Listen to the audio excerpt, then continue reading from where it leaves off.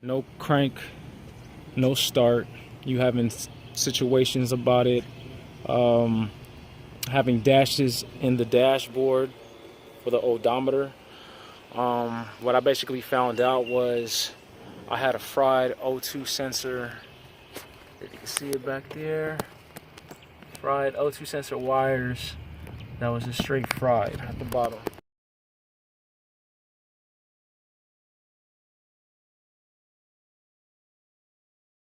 Splice these wires right here. You know, I'm about to reconnect it. Let's see how it goes. Okay, we got it connected. See, I spliced them together. O2 sensor right there.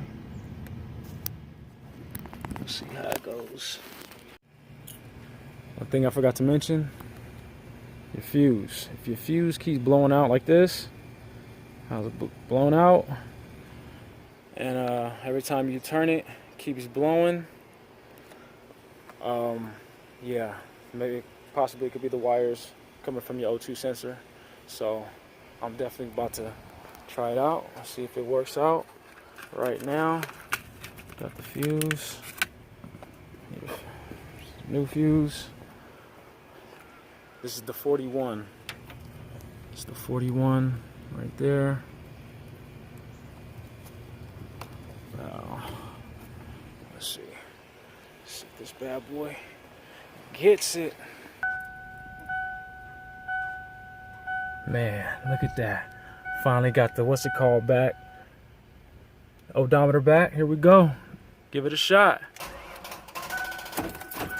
Oh, shit.